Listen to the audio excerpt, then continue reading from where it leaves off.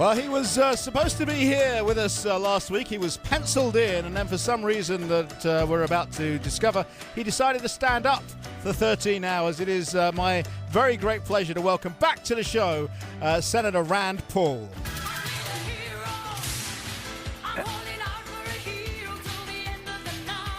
There you go, Senator. All right. A lot of people regarding you in that way now. A lot of people are calling you a hero. Well, thanks for having me on. Well, it's our pleasure. So and thanks for coming on. You were penciled in that day, and we forgave you because you did something extremely special. Basically, you challenged the administration, and you were not, at least as far as we know, not yet targeted by a drone the day afterwards, because you're still with us, which we're very pleased about. And you gained fans on both sides of the aisle. What is going on? Well, Simon, you realize the list is secret, so you don't know who's on the list. I'm pretty sure I am. Carry on. I think talk show hosts, particularly those that lean to the right, it's just a given that you're on some kind of list. Yes. I'm wearing my tinfoil hat right now. They can't find me. So, you know, I'm doing this a little bit tongue-in-cheek, but it's really, really serious because you gained friends on both sides of the aisle, which is great. You've now got 8 Democratic lawmakers, 8, who've I believe they're all House members, who are now urging the president to declassify documents detailing the legal basis for his administration's use of drones. Well, and I think the principle is a pretty big principle, and that is that no one single branch of government gets to decide things, completely in a vacuum by themselves without any checks and balances, and that every citizen in our country that's accused of a crime gets due process. You get a trial, you get an attorney, and I think people on the right and the left realize what a fundamental principle that is. In fact, when I think about it, I think about the soldiers that are fighting right now. They're fighting for those rights, for the Bill of Rights, and it'd be disappointing for them to be fighting in distant lands for the Bill of Rights and our Constitution and come home to discover that we no longer operated under that when they got here. Mm-hmm. Well, of course, the new head of the CIA, who's confirmation you did filibuster, John Brennan, took the oath of office on a draft copy of the Constitution, which contained no Bill of Rights. Deliberate or not deliberate? I think there's just a bit of irony there, you think? No, I doubt it was deliberate, but I think there is definitely some irony in that we were talking about your Fifth and Sixth Amendment rights, to due process and to lawyers and to be accused. And the fact that those were left out of the oath of office, some delicious irony, I would say. Very, yes, indeed. So obviously, look, after your 13 hours, and we'll get into a little bit of that. I know you've talked about it a lot, so we're not going to get into too much of the actual 13 hours, although I do have to say, very, very impressed. Speaking, you didn't read the Constitution. We were getting all kinds of people suggesting, quite a few of my listeners thought you should have read Animal Farm, which I love the irony of that as well.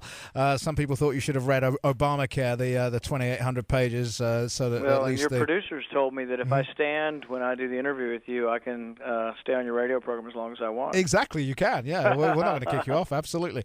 But in all seriousness, I was very impressed because there was a heck of a lot stream of consciousness, which is basically what we do here every day. But I don't know that I'd want to do it for 13 hours. Yeah, it's kind of funny. I was thinking about some of the radio shows that I've been on who do, a lot of them are 4-hour blocks. And when I got to about the 4-hour mark, I was thinking, boy, some people do this every day. That's a lot of talking. But for the first 4 or 5 hours, I did just sort of talk about what I wanted to talk about. And then for a period of time, I did read some articles, but mostly about drones and about whether or not the standards we're using overseas are good enough for here. And really the differences between whether we're in a battlefield or not. And many on the other side, particularly some of the Republican critics, they say that the war is everywhere, that the war is in the United States, therefore we should operate under the laws of war. The problem is the laws of war don't allow for due process. And I can understand that. If you're in a battlefield in Afghanistan, you don't get Miranda rights, and if you're fighting against Americans, you're going to get shot. Yep. And that's as it should be. But it is different to then say that those laws are going to apply to America's homeland, because if so, if we're in the middle of a battlefield and you don't get due process and people can call you an enemy combatant here at home, The problem is who gets to decide that? And it'd be one thing if we all agreed on it, but what if you have an Arab American who has a relative in the Middle East and they communicate by email? Somebody thinks that relative is a bad person or associated with terrorists. Do you get a trial here to see whether you're guilty or not? Do you get to finally say, gosh, he's just my cousin, and I was sending him an email. I'm not part of Al-Qaeda. But that's why no politician should get to accuse you and just say you are something without you getting to defend yourself. Now, just so we're clear, if you've got a bunch of people, I don't care where they're from, if you've got a bunch of people who are anti-American in any way, shape or form, and sat in a cafe with a bunch of weapons and they're firing them, you have no problem with them being taken out. Well, anybody who's using lethal force can be used against them. See, and the interesting thing about this, a lot of people don't understand, is we do it all the time. If you're robbing a liquor store, police are going to shoot you if you come out waving a gun. If you have a hostage and you're threatening the hostage, you will be shot. So we always use lethal force. The difference is, and what a lot of people don't realize, is that many of the drone strikes that are targeted overseas are targeted towards people who aren't actively in a battlefield or engaged in lethal force.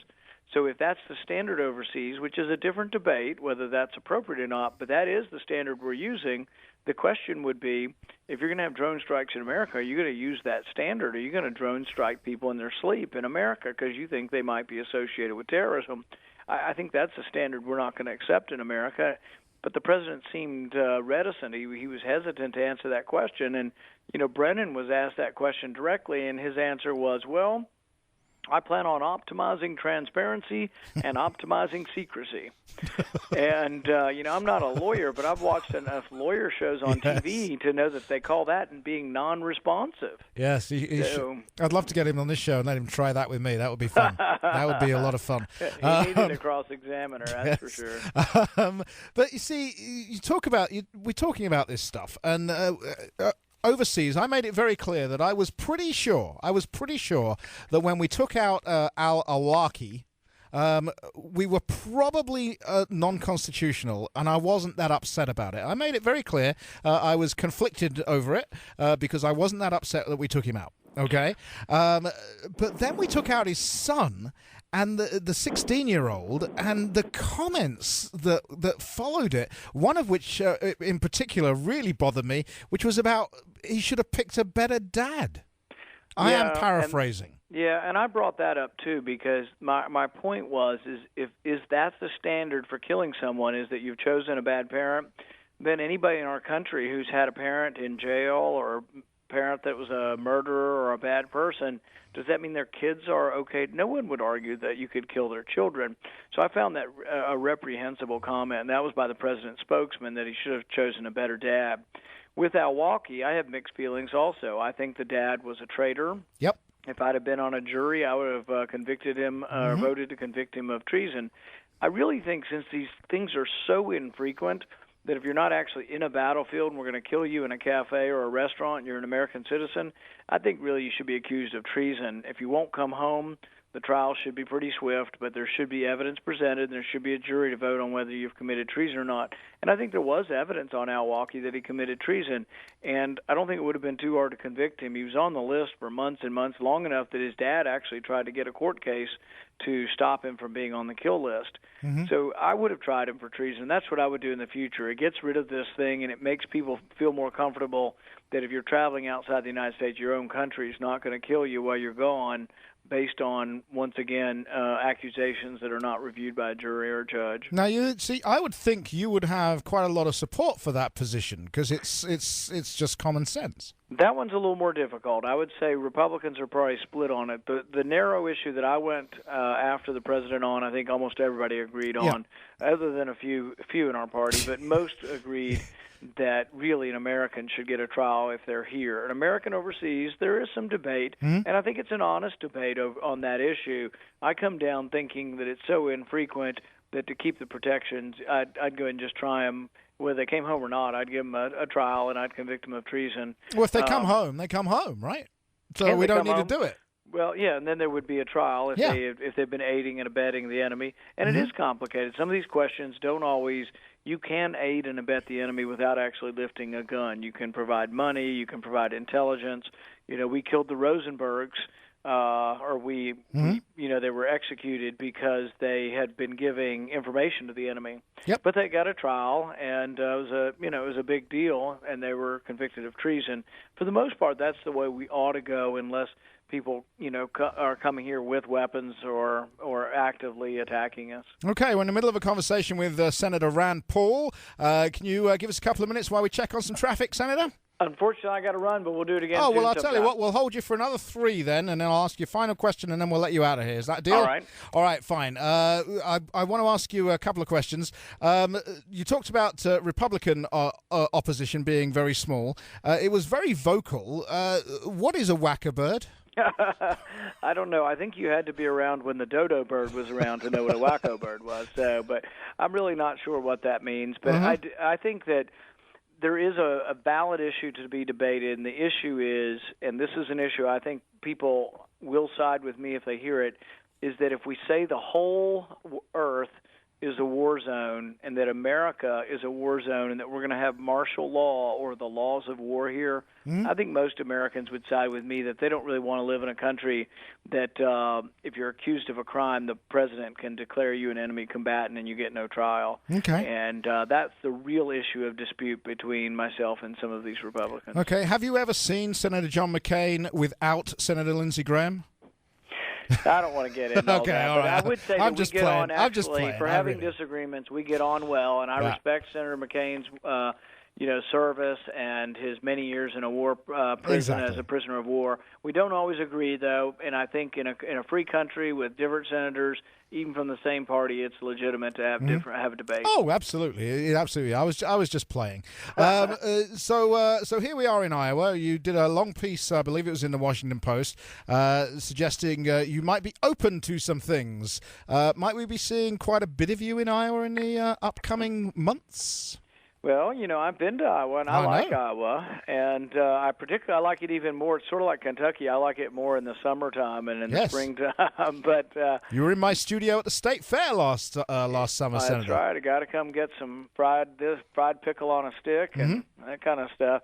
But no, we will be coming back. I think we have a trip planned in the summer. And I am interested in being part of the national debate. And for some reason, anytime you go to Iowa, people think you want to be part of the national debate. And that's lucky for Iowa and lucky for anybody who wants to go there to try to promote things. And one of the things I like about it is that when you go there, the governor, even though he doesn't, I don't think, typically endorse people, I don't know if he has in the past, but he's always very friendly to all the candidates who come, even non-candidates who come, who just want to be part of the national debate. The governor invited me. I actually got to have breakfast at the governor's mansion one time, which was kind of neat. Very nice. Terrace Hill is an incredible governor's mansion, and you're right. He doesn't typically endorse until it's down to the one candidate that has been chosen by his party. Then he'll back that candidate. But yes, you're right. We look forward to welcoming you back to Iowa in the not too distant future. And if in the meantime I get down to Kentucky, we'll go and have that cup of coffee. Absolutely. Thanks. Senator Rand Paul, thank you so much. It's a pleasure. We'll talk to you again soon. That was a very interesting conversation with Senator Rand Paul right there. Wow, he was incredibly diplomatic at the end there regarding Senator John McCain and Lindsey Graham. Incredibly diplomatic. You really think now he's not running? He's running. I'll be stunned if he doesn't run for the presidency in 2016. But we shall see. By the way, talking of drones, a second drone has now been spotted over New York.